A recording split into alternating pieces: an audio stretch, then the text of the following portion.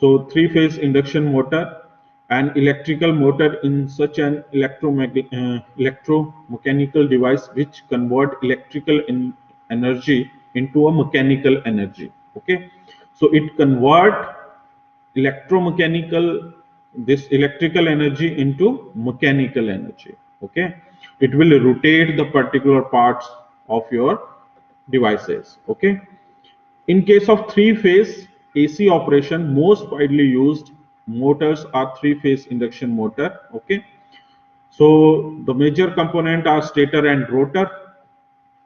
Clear? So these are the parts of your motor. So this is end ball, this is the wiring cover. Okay, motor frame, stator part, then frame blades. The number of blades are connected together. It is not a single piece. We can place number of blades like in transformer. Okay, so to remove eddy current and hysteresis losses. Okay, so when heat is produced, these eddy current and hysteresis losses will be generated. So we can place number of plates joining with insulating material. Okay, some insulation is provided inside these rotor blades. Okay, or fan blades. Okay, so this is the end ball where we can connect. So these are the three phases generated. We have explained these three phases in detail. Okay, so you can see right here the stator of an induction motor consists of number of overlapping winding of offset by an electrical angle of 120 degree. When the primary winding of a stator is connected to a three-phase alternating current supply, it establishes a rotating magnetic field which rotates at a synchronous speed. So we have defined the synchronous speed. How you can define a synchronous speed? Ns is equal to 120 F divided by P. Okay, 120 is a angle of that three phases, in between these three phases. Okay, F is the frequency for the rotation, whereas P is the number of poles. Okay, the direction of the motor depend upon the phase sequence of the supply lines and the order in which these lines are connected to the stator. Thus, interchanging the connections of any two winding terminals of a supply will reverse the direction of rotation. Okay, so we have seen that we connect A1, A2, B1, B2, and C1, C2. Then what is the direction? Direction is in anti-clockwise direction. Okay, the rotor direction is in anti-clockwise direction. When you connect A1, A2 and C1, C2 and B1, B2, then the direction of rotation is in clockwise direction. Okay, so this is the stator part. Okay, so we have seen how we can connect the stator. This is called a stator slots, where you can place particular winding. This is stator lamination. You can join these number of plates with each other using stator laminations. Then this is a shaft inside this. Okay, then air gap is produced right here. So to when heat is generated inside these plates, then this air gap is used uh, to throw that heated portion or heated air to the out of this motor. Okay, then this is a rotor lamination. So inside this we can connect a lamination to the rotor. Then rotor slot are provided right here. Okay, so this is the synchronous speed 120 F divided by P. Okay, so the number of poles and the frequency of applied voltage determined by synchronous speed of rotation in the motor stator. Motors are commonly configured to have 2, 4, 6, and 8 poles. Okay, you can connect different poles for the motors. The synchronous speed, a term given to the speed at which the field produced by the primary current will rotate, is determined by the following expression. So this is the following expression. Ns is equal to 120 F divided by P. So have you understood how to find out the synchronous speed of a particular this motor? Write in chat box, quickly give your response. Okay, so this is a complete a theory part. In your exam, question is directly asked. Write the working principle of three-phase induction motor. Okay, so when this question is asked in your exam, you have to explain the working of three-phase induction motor by drawing all these number of stator, then rotor part, then you can define how many type of stator and rotors, and you can explain all these terms. So there is a question from Rituraj, what will be the number of poles in three phase? Is that six? Yes, in three phase winding the number of poles are six. So when you place number of poles, like there are we have explained A1, A2, B1, B2, and C1, C2. Okay, so these number of poles you can connect as a six. Okay, so this is a rotor. Rotor of three-phase induction motor consists of cylindrical laminated core with parallel slot that can carry conductors. Okay, the conductors are heavy copper or aluminum bars fitted in each slot and short circuited by the end rings. Okay, we have explained how these end rings are connected when we see the constructions of that rotor part. The slots are not exactly made parallel to the axis of the shaft but are slotted a little skewed because this arrangement reduces magnetic humming noise and can avoid slanting of the motor. Okay, so when you place this somewhat slanting positions to that stator part, exactly they are not exactly of the parallel. If you directly place a parallel, then some noise will be generated. That's the reason we can place these in somewhat slanting position. Okay, the rotor winding in the induction motors are either closed through an external resistance or directly shorted. So we have seen two type of rotors. One is phase wound and second is squirrel cage. Okay, so these windings are placed differently in these two different type of rotors. Therefore, the EMF induced in the rotor causes current to flow in the direction of opposite to that of revolving magnetic field in the stator. That leads to a twisting motors or torque in the rotor. Okay, so we have explained these two types: squirrel cage and slip ring or phase wound rotor. Okay, so what is this squirrel cage rotor? The rotor of the squirrel cage three-phase induction motor is cylindrical and have slots on its periphery. Okay. The squirrel cage rotor consists of aluminum, brass, or copper bars. Okay. These aluminum, brass, or copper bars are called rotor conductors and are placed in the slots on the periphery of the rotor. The rotor conductors are primarily shorted by the copper or aluminum rings called the end rings. Okay, so we have explained all these points in the construction part. So you can see right here. So the absence of slip rings and brushes make the constructions of squirrel cage three-phase induction motor very simple and robust, and hence widely used three-phase induction motor. Okay, so this is a conductor part right here. Then short circuited rings are connected right here. Then there is bearing. With the help of this bearing you can rotate the shaft. Okay, and this is a rotating shaft. Okay, so this is the diagram for your squirrel cage induction motor. Okay, clear? Any doubt till now? In the last session, we have explained all these topics, but in the last session, very less students are present. That's why I am repeating all these points. Okay.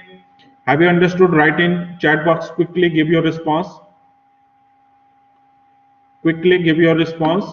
Okay. So next is slip ring, or wound rotor. So in this type of three-phase induction motor, the rotor is wound for the same number of poles as that of the stator. So we have to place the same number of poles as that of stator. Okay, but it has less number of slots and has fewer turns per phase of the heavier conductor. The rotor also carries star or delta winding similar to that of the stator winding. Okay, so we have seen the slip ring. So these slip ring and these brushes are connected to star and delta connection. So what is the use of this star and delta connection? We can reduce the speed of the rotor with the help of these resistances. Okay, or we can increase the speed of the motor with the help of these connections. Okay, the rotor consists winding are placed inside these slots. Okay, the three N terminals are connected together to form a star connection. So let's see the connection. So this is the star connection. Okay, and you can connect it also with the three phase as a delta connection. Okay, so these are brushes, this is a shaft, and these 3 points are connected to the each phase of this star connection. Okay, and some resistances are also provided right here. If your resistance is more, speed is less. If resistance is less, speed is more. Okay, you can increase the resistance right here. Okay, so when your resistance is more, then speed is less, and when these resistances are less, then speed is more. Okay, so as you can see, as its name indicate, three-phase slip ring induction motor consists of slip ring connected on the same shaft as that of the rotor. The three ends of three-phase windings are permanently connected to these slip rings. Okay, the external resistance can be easily connected through the brushes and slip ring, and hence used to speed controlling and improving the stator's torque and three-phase stator torque of three-phase induction motor. So write in chat box quickly, give your response. You understood how to control the speed of the three-phase induction motor using these slip ring and star delta connections. Quickly give your response. Have you understood? Quickly give your response. Okay. Okay. So working principle. We have explained working principle also, but let's explain it again. The stator of a motor consists of overlapping winding of offset by the electrical angle of 120 degree. We have explained it. So each phase is displaced with the angle of 120 degree. When we connected the primary winding of the stator of three-phase AC source, it established rotating magnetic field which rotate at the synchronous speed. Okay, so when these three phases are connected to the motor, so you some magnetic field will be induced right there, and these magnetic fields will generate a synchronous speed. Okay, clear? According to the Faraday's law of EMF induced in the circuit is due to the rate of change of magnetic flux linkage through the circuit. As the rotor winding in induction motors are either closed through an external resistance or directly shorted by the end rings and cut the stator rotating magnetic field, and EMF is induced in the rotor copper bars, and due to this EMF current flows through the rotor conductor. So we have explained earlier that when current carrying conductor is placed inside a magnetic field, it induced force. Okay, so this same principle apply right here, and this speed will be this rotor will rotate. Okay, so what is torque speed slip characteristics? We will explain these torque slip characteristics. So the torque slip curve for an induction motors give us the information about the variation of torque with the slip. Okay, the slip is defined as the ratio of difference of synchronous speed and actual rotor speed to the synchronous speed of a machine. Okay, so what is slip? Slip is the difference between synchronous speed and the actual rotor speed. Clear? It is the difference between synchronous speed and actual rotor speed to the synchronous speed of the machine. Okay, the variation of the slip can be obtained with the help of variation of speed, that is, when speed varies, the slip will also vary and the torque corresponding to that speed will also vary. Okay, so let's see how these curves will be generated. So this is the first phase. This is called a braking region. The second phase is called a motoring region. Okay. Then third phase is called generating region. Okay. So in the first phase, what happened when this slip is greater than 1? Okay.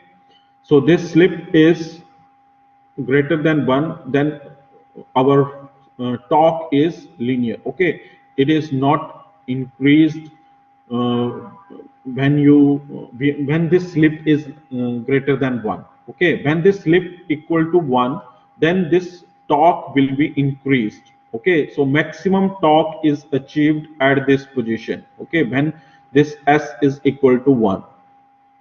When this slip is equal to 0, then our speed is going to motor speed is going to be decreased.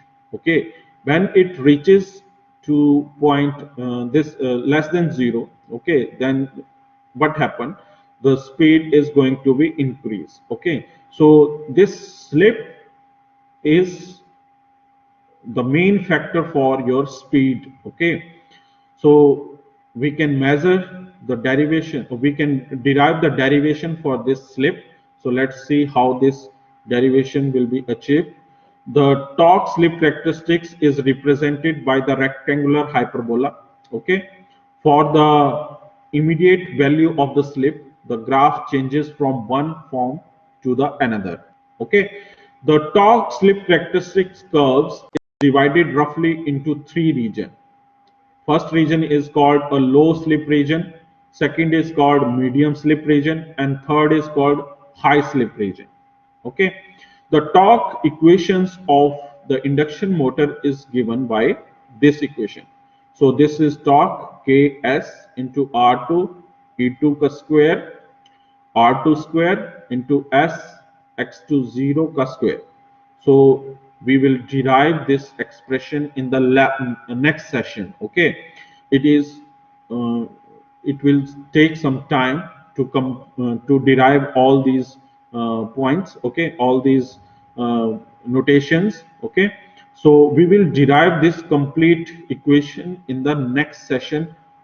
Okay, so let's understand how these three regions are generated right now. Okay, first is the low slip region. So what is this low slip region? At the synchronous speed, when s is equal to 0, when slip is 0, therefore the torque is 0. Slip is directly depend upon this torque. Okay, when slip is 0, then torque is 0.